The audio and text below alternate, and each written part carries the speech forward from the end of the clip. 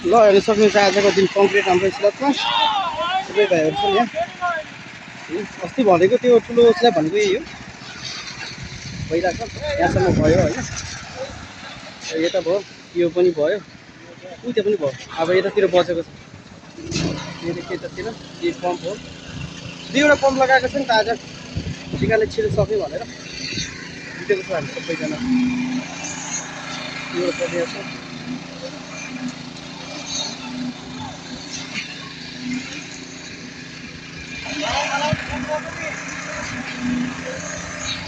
हाम्रो झापालटार हुन्छ यहाँ चाहिँ, झापातिरको हुनुहुन्छ यतै सबै छौँ हामी।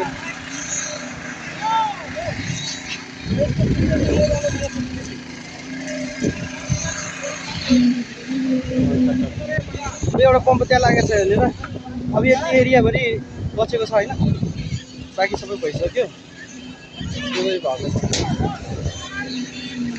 हामीलाई ढिलो भएको चाहिँ यता यो खाल्टोमा गर्दाखेरि चाहिँ अलिकति ढिलो भएको छ, किन अब यहाँ एकदम मिलाउनु परेको कुरो हुन्छ, त्यो निम्ति आज अलिकति ढिलो भयो।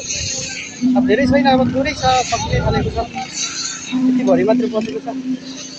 लगभग 10 बजीतिर हामीले सक्छ होला सायद।